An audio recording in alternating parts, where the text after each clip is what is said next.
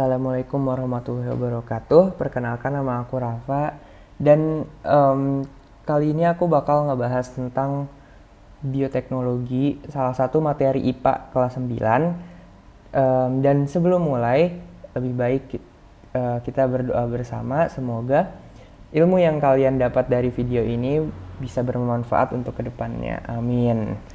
Oke, kita langsung aja masuk ya ke bioteknologi. Jadi bioteknologi itu apa sih? Jadinya bioteknologi ini adalah suatu cabang ilmu, dan cabang ilmu apa? Cabang ilmu biologi. Em, Harusnya kalian tahu lah kayak biologi ini adalah suatu cabang ilmu yang mempelajari makhluk hidup. Nah, bioteknologi ini maksudnya apa? Berarti bioteknologi ini dia adalah suatu cabang ilmu yang mempelajari kayak kita bisa memanfaatkan sistem biologis dari makhluk hidup untuk menghasilkan barang maupun jasa yang dapat membawa manfaat bagi kehidupan manusia. Nah, maksudnya gimana? Terus contoh-contohnya apa aja? Nanti kita langsung aja lihat ya. Untuk bioteknologi ini kita bisa bagi dua berdasarkan agen bioteknologinya. Nah, maksudnya agen bioteknologi itu apa? Kan kalau bioteknologi, kalau yang tadi aku udah jelasin, dia itu kayak kita memanfaatkan organisme atau makhluk hidup untuk menghasilkan barang maupun jasa. Nah, organisme yang digunakan dalam bioteknologi ini juga berbeda-beda gitu. Alat-alatnya macam-macam, dan itu bisa dibagi dua macam, yaitu bioteknologi konvensional dan modern. Kalau konvensional ini penggunaannya secara langsung gitu untuk mendapatkan produk yang diinginkan, dan teknologinya juga sederhana yang digunakan kayak misalnya contohnya di sini adalah pembuatan tempe menggunakan ini dia mikroorganisme Rhizopus oryzae. Mungkin kalian udah sering dengar nih, dan ini kan semua orang juga bisa gitu melakukan membuat tempe menggunakan Rhizopus oryzae gitu, dan sederhana, gak memerlukan biaya yang besar juga. Tapi kalau misalnya di bioteknologi modern ini, dia itu betul-betul mengoptimalkan biologi secara seluler dan molekuler. Jadi bioteknologi modern ini biasanya bukan lebih spesifik lagi gitu, bisa sampai menggunakan DNA atau enzim. Mungkin kalian juga kurang familiar dengan DNA atau enzim, tapi DNA atau enzim ini intinya dia itu suatu hal yang lebih susah untuk dimanfaatkan daripada misalnya kalau Rhizopus oryzae ini kan suatu makhluk hidup gitu ya.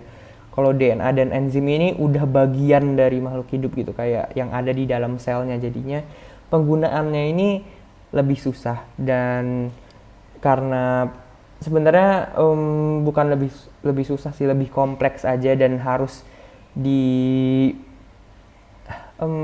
ada alat-alat canggih yang memadai. Di sini kan aku tulis juga teknologinya harus canggih gitu. Makanya bioteknologi modern ini membutuhkan biaya yang lumayan besar juga, gara-gara ya alat-alatnya dan semua bahan-bahannya juga harus memadai dan ya canggih gitu. Dan pastinya itu nggak kayak kalau misalnya dalam bioteknologi konvensional itu kan kayak pembuatan tempe itu kan kita bisa dong semua membuat tempe. Sedangkan kalau bioteknologi modern ini alat-alatnya kebanyakan bisa diakses hanya dalam laboratorium gitu, dan kalau misalnya kita mau melakukan sendiri itu ya berarti kita harus beli gitu alat-alatnya, dan itu lumayan mahal gitu. Contohnya dalam bioteknologi modern ini adalah pembuatan hormon insulin menggunakan bakteri E. coli gitu. Dan jadi hormon insulin ini adalah suatu hormon yang dihasilkan oleh manusia, dan ternyata bisa diproduksi di luar tubuh manusia menggunakan si E. coli ini. Adalah cara-caranya. Kalian nggak perlu tahu spesifik caranya gimana, cuman kalian cukup tahu aja kalau bioteknologi modern ini adalah salah satunya menghasilkan hormon insulin menggunakan E. coli. Oke, untuk bioteknologi konvensional dan non-konvensional itu aja. Kita langsung aja masuk ke bioteknologi di bidang-bidang yang berbeda nih. Jadi bioteknologi ini sangat luas cakupannya. Ada yang dia bisa di sini kan ada yang dia masuk ke peternakan, nanti juga kita misalnya lihat ke kesehatan gimana, ke lingkungan juga dia bisa bermanfaat gitu. Oh yes, kita ingat-ingat lagi tadi, bioteknologi itu maksudnya apa? Jadi bioteknologi itu kan sesuatu yang cabang ilmu biologi yang memanfaatkan sistem biologis dari makhluk hidup untuk menghasilkan barang maupun jasa. Nah, kalau di sini berarti kalian lihat kayak misalnya di contoh ini penggunaan Rhizopus oryzae ini kan bisa membuat tempe, dan tempe ini kan makanan gitu kan, suatu produk yang kita makan. Jadinya si Rhizopus oryzae ini membantu kita dalam mendapatkan apa ya, suatu supply pangan lah bisa dibilang gitu.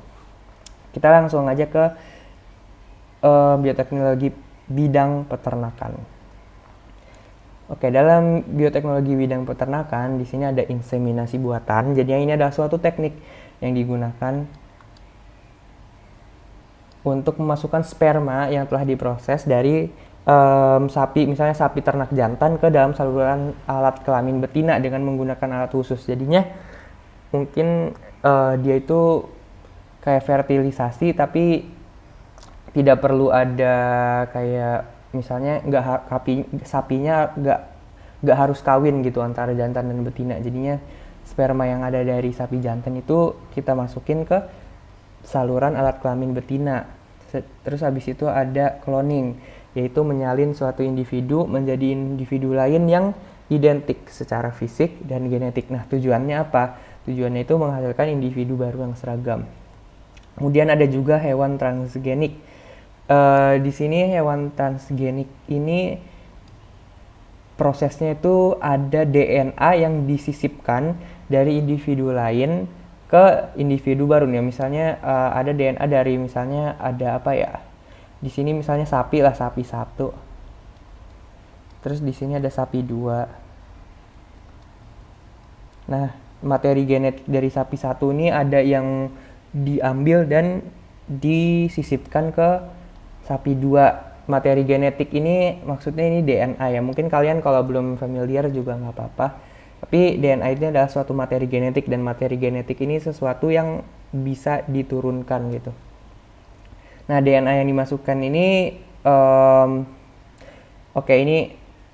ini maksudnya manusia ya. Jadinya maksudnya adalah DNA yang dimasukkan adalah DNA yang memiliki sifat-sifat yang diinginkan oleh manusia. Misalnya kita pengen kalau si sapi 2 ini sebenarnya dia produksi susunya dikit, tapi kita sisipkan DNA yang membuat sapi 2 ini memproduksi susu yang banyak gitu. Nah, itu namanya hewan transgenik.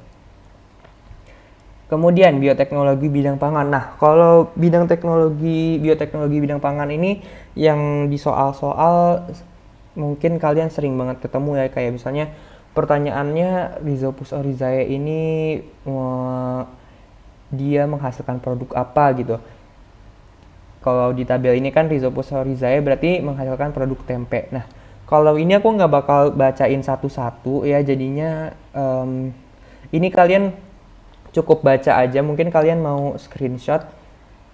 Di sini ada list dari produk-produk dan bahan makanan yang bisa diolah oleh si mikroorganisme ini yang berperan dalam bidang bioteknologi. Oke. Silahkan kalau kalian mau screenshot tabelnya, atau mungkin kalian juga udah punya tabel sendiri, catatan sendiri juga nggak apa-apa. Yang lebih lengkap mungkin lebih bagus lagi. Oke, kita langsung lanjut berarti ke bioteknologi bidang pertanian. Oke. Dalam bidang pertanian juga, kalau tadi kan di peternakan ada yang namanya hewan transgenik, ada juga yang tanaman transgenik. Tanaman transgenik ya sama aja sih kayak hewan transgenik yang aku udah jelasin. Jadinya tanamannya itu disisipkan DNA dari organisme lain yang membawa sifat yang diharapkan. Sama aja kan, maksudnya kayak misalnya ada tumbuhan gitu, ada suatu tumbuhan dan pengen tumbuhan ini tuh bunganya ternyata dikit gitu, cuman ada 1 bunganya. Nah, kita pengen bunganya jadi lebih banyak. Jadinya misalnya ada DNA yang membuat si bunga ini berbunga lebih banyak, tuh disisipkan gitu. Kemudian ada kultur jaringan yang menumbuhkan expand pada media yang akan tumbuh menjadi kalus dan akhirnya menjadi pelat. Ini maksudnya apa? Jadinya ada bagian dari dalam kultur jaringan ini kita kayak mengambil suatu bagian dari tumbuhan dan menumbuhkannya dalam media kultur, dan nanti si bagian dari jaringan tumbuhan ini bakal tumbuh menjadi tumbuhan yang baru. Kemudian hidroponik, mungkin hidroponik kalian bahkan udah pernah lihat gitu di dunia asli. Jadinya ini adalah teknik bercocok tanam yang tanpa memakai tanah. Jadinya kalau hidroponik itu biasanya pakai kalau dari hidro kan namanya air ya, hidroponik itu jadinya tanaman. Kalau di kanan ini kalian lihat kan gambar yang ini kayak pakai pipa atau suatu wadah lah intinya, dan wadah ini di dalamnya ini dialiri air, dan akar-akarnya tumbuhan ini bakal kena si air ini, dan air yang ada di dalam ini juga emang udah ada nutrisi-nutrisi yang dibutuhkan untuk tanaman gitu. Aeroponik juga sama, jadinya ini ada suatu teknik bercocok tanam tanpa memakai media tanam gitu. Dan manfaatnya apa sih hidroponik dan aeroponik? Jadinya gara-gara kita nggak butuh tanah, nggak media tanam yang kayak tanah gitu, berarti kita nggak perlu lahan yang luas gitu, kita nggak perlu tanah untuk melakukan cocok tanam. Kayak kemudian ada bidang teknologi dari bidang lingkungan. Ada biohidrometalurgi, yaitu pemisahan logam dari bijinya. Di sini kalian lihat nih, contoh organismenya ada yang namanya Thiobacillus peroxidans, Terus ada juga dalam lingkungan si organisme-organisme ini juga bisa mengatasi pencemaran logam berat. Pencemaran logam berat ini misalnya ada pencemaran logam dari limbah industri. Nah, ini bisa dibantu untuk dihilangkan oleh Thiobacillus peroxidans dan Bacillus subtilis. Kemudian ada juga yang namanya bioremediasi. Nah, ini maksudnya apa? Jadi bioremediasi ini adalah menghilangkan polutan dalam jadi pokoknya organisme-organisme seperti Pseudomonas, Faecobacterium, Azotobacter, Arthrobacter ini membantu menghilangkan polusi-polusi atau polutan yang ada di air, tanah, dan bahkan udara. Gitu. Lanjut lagi ke bidang kesehatan. Dalam bidang kesehatan ini, bioteknologi juga bisa dipakai untuk membuat antibodi monoklonal. Terus yang kayak tadi aku udah jelasin juga pembuatan insulin. Terapi gen. Nah, terapi gen ini apa? Jadinya terapi gen ini adalah pengobatan terhadap penyakit atau kelainan genetik dengan menyisipkan gen normal. Misalnya kalian ada penyakit apa yang genetik, misalnya hemofilia gitu, dan mungkin misalnya dengan hemofilia ini bisa diobatin gitu dengan cara menyisipkan gen yang normal gitu. Kemudian ada antibiotik. Antibiotik ini digunakan untuk membunuh bakteri yang menyebabkan penyakit atau infeksi. Mungkin juga kalian kalau sakit pernah dikasih antibiotik gitu sama dokter. Dan antibiotik ini pertama kali ditemukan itu namanya antibiotik penisilin oleh Alexander Fleming. Kemudian ada interferon, protein yang dihasilkan sel tubuh apabila terinfeksi virus. Kemudian vaksin. Mungkin vaksin juga kalian udah pernah dengar dan sering dengar, udah pernah divaksin juga. Dan vaksin ini sebenarnya adalah patogen yang dilemahkan untuk memicu imunitas tubuh manusia. Jadinya misalnya kalian dengar vaksin coronavirus, nah itu berarti bagian dari virus corona yang dijadiin suatu zat yang untuk memicu imunitas tubuh manusia. Jadi nanti kalian jadi imun gitu terhadap si virus corona. Dan untuk bioteknologi dan dalam bidang-bidangnya itu aja sih. Dalam bidang kesehatan, lingkungan, pertanian, pangan, peternakan. Dan mungkin kalian juga yang perlu kalian hafalin kayak misalnya inseminasi buatan ini dalam bidang apa, terus kalau misalnya kultur jaringan ini dalam bidang apa, bioremediasi ini dalam bidang apa gitu. Dan yang kalau aku paling sering lihat sih yang bidang pangan ya, kayak misalnya kalian ditanyain cara membuat tape dari singkong itu mikroorganismenya apa gitu. kalau dari tabel ini kan ya kalian hafalin aja jawabannya ini gitu, Saccharomyces cerevisiae ya. Oke, jadi karena pembahasan bioteknologi dalam berbagai bidang udah, kita langsung ke dampak-dampaknya aja. Nah, dampaknya itu dalam lingkungan, ternyata organisme transgenik ini bisa mengganggu keseimbangan ekosistem. Dan ya kalau transgenik ini kan suatu organisme yang sebenarnya kalau kalian ingat tadi dari penjelasan aku, dia organisme yang udah disisipkan sama DNA ya, dia dari DNA lain gitu, jadinya dia kayak mempunyai sifat tertentu, dan ini ternyata bisa mengganggu keseimbangan ekosistem. Dan kemudian dampak teknologi pada sosial ekonomi. Untuk dalam sosial ekonomi ini sebenarnya ada baiknya juga, gara-gara dia ada timbulnya hak paten atas rekayasa genetik gitu. Jadi misalnya di sini ada penjelasan nih, dengan adanya penemuan tanaman transgenik yang dipatenkan, maka untuk mendapatkan tanaman tersebut harus membeli kepada pemegang lisensi tersebut. Hal ini akan memberatkan bagi petani yang mempunyai modal yang terbatas. Jadinya misalnya kalian ini adalah suatu ilmuwan dan kalian itu menemukan suatu tanaman transgenik, misalnya kalian membuat suatu tanaman yang bisa menumbuhkan 50 buah, tapi misalnya si tanamannya itu kecil doang gitu. Kan itu suatu inovasi lah, kayak misalnya bisa dia cuman kecil tapi buahnya banyak gitu misalnya. Dan kalian menemukan itu dan kalian patenkan itu, jadinya itu kalau misalnya ada orang yang mau pakai tanaman transgenik kalian harus bayar ke kalian. Nah, ini sebenarnya baik juga untuk kalian, cuman untuk petani-petani yang lain yang pasti mereka akan keberatan, gara-gara ya apalagi yang punya modal yang terbatas gitu. Kemudian dalam kesehatan, suatu organisme ya, ini sebenarnya organisme yang disisipi oleh gen yang tahan zat antibiotik itu.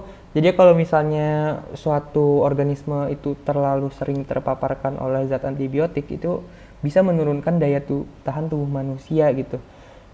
Dan ini dapat menimbulkan masalah yang cukup serius, gara-gara kalian bayangin kalau misalnya suatu bakteri kita paparkan dengan antibiotik terus-terusan, nanti lama-lama si bakteri ini justru malah imun dan gak ngaruh lagi sama antibiotiknya, jadinya kita gak bisa ngebunuh dia lagi dengan antibiotik gitu.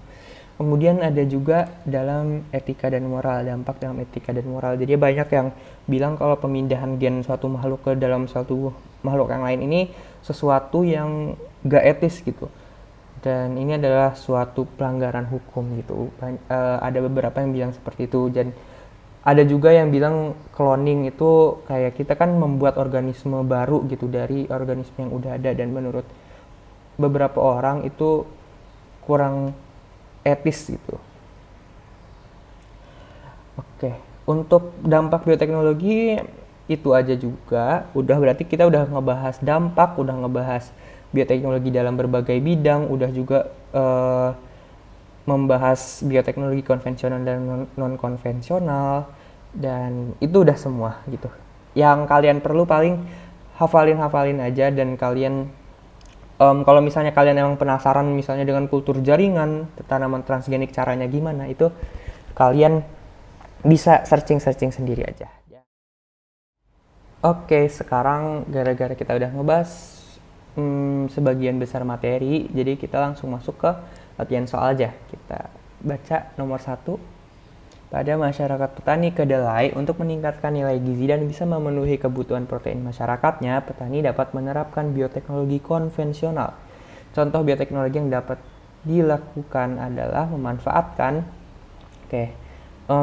ini mungkin kalian bisa lihat catatan kalian atau tabel yang tadi. Kalau misalnya kalian udah foto, jawabannya mungkin kalian bisa tebak-tebak dulu, atau misalnya kalian mau lihat catatan dan langsung jawab.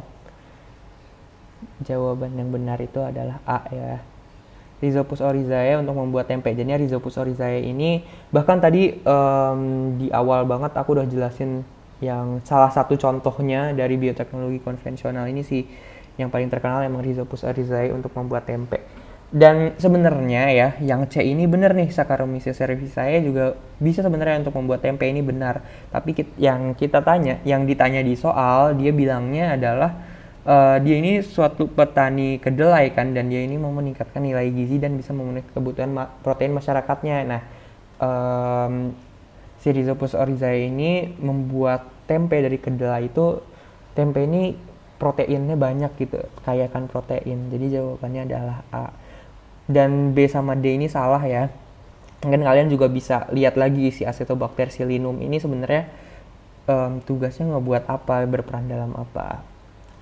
Sekarang kita lanjut ke nomor 2. Yang merupakan produk bioteknologi dalam bidang kesehatan. Kita lihat nih ada 1, 2, 3, 4, 5.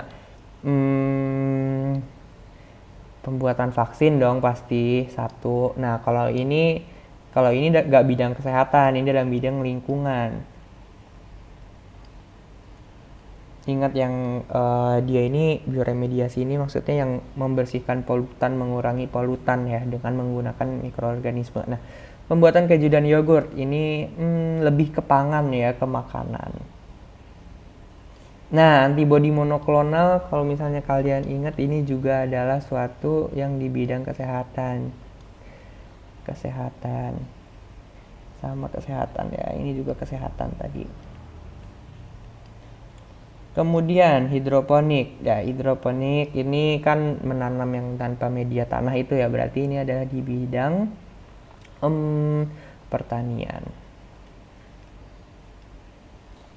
Berarti jawabannya adalah 1 dan 4. Nomor 3, gambar di atas merupakan prosedur dalam teknik bioteknologi yaitu, mungkin kalian kurang familiar ya, jadinya kalau kalian lihat gambarnya baik-baik mungkin kalian nggak perlu ngerti banget ya. Jadinya ini ceritanya ada DNA yang disisipkan lah ya, dimasukkan ke dalam tanaman menggunakan plasmid dari bakteri. Dan mungkin kalian kayak gak tahu nih plasmid ini apaan, atau ya DNA ini kenapa bisa kayak gini gitu. Jadi mungkin kalian belum ngerti seluruhnya, cuman dalam gambar ini kita bisa simpulkan kalau di sini ada penyisipan DNA, dan penyisipan DNA itu adalah transgenik masuknya. Dan di sini tanaman ya, tanaman transgenik yang pasti jawabannya. Jawaban yang nomor 3 C. Kemudian nomor 4. Terakhir, mikroorganisme di atas yang digunakan. Oh ya, ini sekalian nih bahasa Indonesia. Kalau misalnya ini harusnya penulisan yang benar adalah di atas. Harusnya ada spasinya ya. Di atas yang digunakan dalam pengolahan produk susu adalah. Ini juga kalian lihat tabel atau catatan aja lagi. Yang benar yang mana? Mungkin kalian mau jawab nih sebelumnya. Aku kasih waktu lah beberapa detik gitu. Jadi jawabannya adalah yang 1 dan yang 4. Dalam ini dipakai dalam pembuatan keju, dan keju ini adalah pengolahan dari susu gitu. Keju itu kan produk susu ya, jadi jawabannya adalah 1 dan 4. Latihan soalnya udah sampai 4 aja. Mungkin kalian kalau mau latihan soal lebih lanjut juga silahkan cari banyak di internet. Udah itu aja sih materinya, dan terima kasih semua udah nonton videonya. Jangan lupa kalian kasih tahu teman-teman kalian tentang video ini. Dan sebelum kita akhiri, karena kita awali dengan doa, maka kita akhiri dengan doa juga. Sekian dari aku. Terima kasih dan semangat semua.